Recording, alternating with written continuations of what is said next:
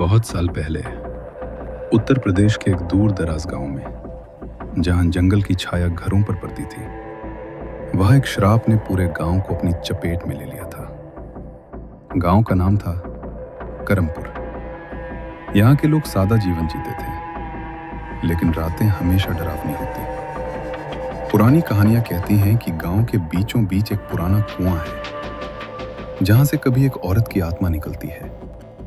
वो आत्मा जो कभी गांव की सबसे खूबसूरत लड़की थी, लेकिन एक गलतफहमी ने उसे श्रापित बना दिया। उसी गांव का रहने वाला राजू, जो कि शहर से बहुत दिन बाद अपने गांव वापस आया था। रामू काका हंसते हुए कहते हैं, अरे राजू बेटा, शहर से कब लौटा? इतने सालों बाद गांव याद आया? राजू ने मुस्कुराते हुए जवाब दिया, हाँ काका, नौकरी छोड़ दी। अब गांव में ही कुछ करूंगा। शहर की भागदौड़ से थक गया हूं। माँ से मिलने आया हूं। शंकर, जो कि राजू का पुराना दोस्त था, वो भी बोला, अच्छा किया बेटा, लेकिन गांव अब पहले जैसा नहीं रहा।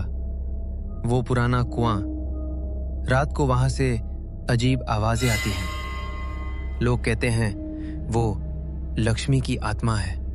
राजू ये सब सुनकर हंसने लगता है और हंसते हुए कहता है, ओहो काका, अभी भी वही पुरानी कहानियां? लक्ष्मी, वो तो मेरे बचपन की दोस्त थी। क्या हुआ था उसे? मैं तो भूल ही गया। भूत प्रेत कुछ नहीं होता, सब दिमाग का वहम है। रामू काका फिर से कहते हैं, नहीं बेटा, वहम नहीं। 10 साल पहले लक्ष्मी को गांव वालों ने चुड़ैल समझकर मार डाला। वो जंगल में जड़ी बूटियां इकट्ठा करती थी। लोग कहते थे वो जादू करती है, लेकिन सच क्या था कोई नहीं जानता। अब उसकी आत्मा कुएं में कैद है। रात को जो भी वहां जाता है वो उसे अपने साथ ले जाती है। शंकर डरी हुई आवाज में कहता है, हाँ राजू, कल रात ही गोपाल का लड़का वहां गया था पानी भरने। सुबह उसकी लाश मिली। चेहरा नीला पड़ गया था। डॉक्टर ने कहा दिल का दौरा, लेकिन हम जानते हैं वो लक्ष्मी का श्राप है। ये सब सुनकर राजू ने कहा, चलो काका, मैं चलता हूं। माँ इंतजार कर रही होगी। इतना कहकर राजू हंसते हुए अपने घर की तरफ चलने लगता है।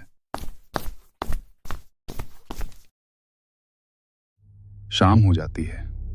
राजू और उसकी माँ दोनों आपस में बात कर रहे थे, लेकिन माँ के चेहरे पर डर झलक रहा था। माँ राजू से कहती है, बेटा, गांव में रहोगे तो सावधान रहना। वो कुआं है ना, वहां मत जाना। लक्ष्मी तेरी बचपन की दोस्त थी ना, वो तुझे बहुत प्यार करती थी, लेकिन अब। माँ की आवाज एकदम से रुक जाती है, जैसे कि कोई शब्द ही ना हो। लेकिन फिर राजू कहता है, माँ, लक्ष्मी अच्छी लड़की थी। याद है, हम साथ खेलते थे जंगल में। लेकिन वो चुड़ैल वाली बात सब अफवाह है। शायद कोई बीमारी थी उसे। मैं कल उस कुएं के पास जाकर देखूंगा।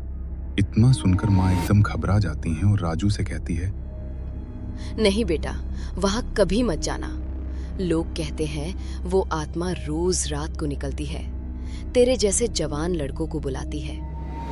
राजू इसे मजाक समझने लगता है और हंसते हुए कहता है, अच्छा, तो मैं जाकर पूछूंगा, लक्ष्मी कैसी हो?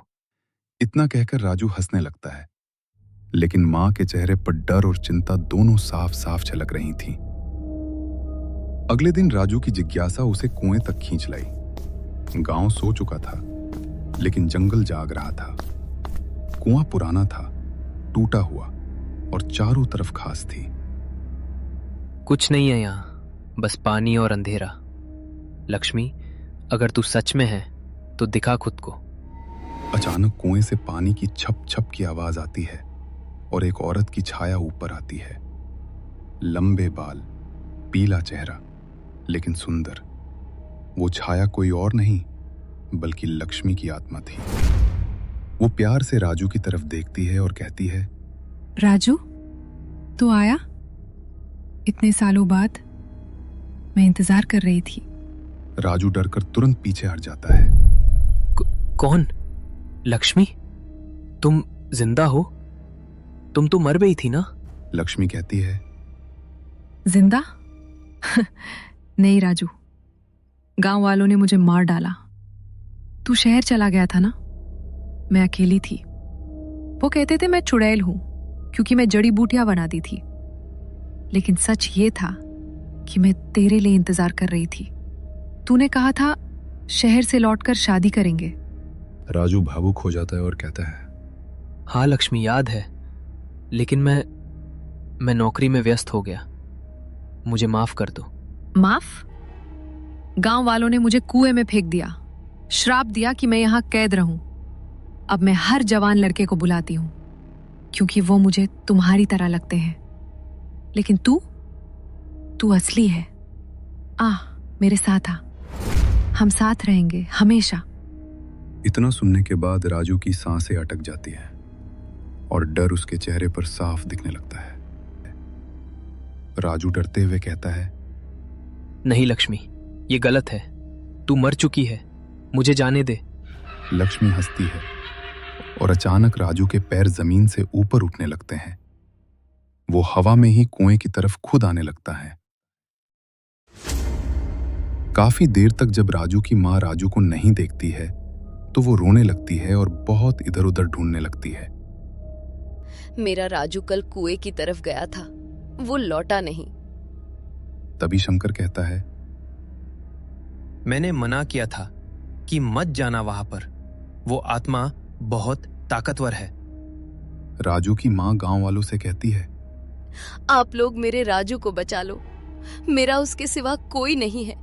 तभी रामू काका कहते हैं, पुरानी किताब में लिखा है, श्राप तभी टूटेगा जब कोई सच्चा प्यार करने वाला लक्ष्मी की आत्मा से माफी मांगे और उसकी आत्मा को मुक्ति दे। शंकर कहता है, राजू ही वो है, वो लक्ष्मी से बहुत प्यार करता था। चलो जल्दी। सब लोग कुएं के पास पहुंचते हैं। राजू कुएं के किनारे असहाय पड़ा हुआ था। राजू लक्ष्मी की आत्मा से कहता है, बचाओ लक्ष्मी, रुक जाओ, मुझे माफ कर दो। नहीं राजू, अब तू मेरा है। गांव वालों ने मुझे अकेला छोड़ा, अब मैं किसी को नहीं छोड़ूंगी, सबसे बदला लूंगी, बस। रामू काका लक्ष्मी से बात करते हैं और कहते हैं, बेटी, हमने बहुत बड़ी गलती की है, हमें माफ कर दो। राजू तुझे प्यार करता है, मुक्ति लो और स्वर्ग जाओ। राजू भी भावुक होकर कहता है, लक्ष्मी, मैं गलत था, मैंने तुझे भुला दिया, लेकिन अब मैं तेरे लिए जीऊंगा। गांव में तेरी याद में मंदिर बनवाऊंगा। तू जा शांति से। I love you. लक्ष्मी की आंखों में आंसू आ जाते हैं और वो शांत हो जाती है। लक्ष्मी मुस्कुराती है और गायब हो जाती। गांव वाले राजू को बचा लेते हैं। उस रात श्राप टूट गया, गांव फिर शांत हो गया। लेकिन कहानियां कहती हैं, कभी कभी रात को कुएं से एक मीठी आवाज आती है, राजू। ये कहानी आपको कैसी लगी? कमेंट करके जरूर बताना। और अगर आप भी हमारी कहानी का हिस्सा बनना चाहते हैं तो अपना नाम कमेंट में जरूर बताएं। अगली कहानी में आपका नाम जरूर शामिल होगा। धन्यवाद।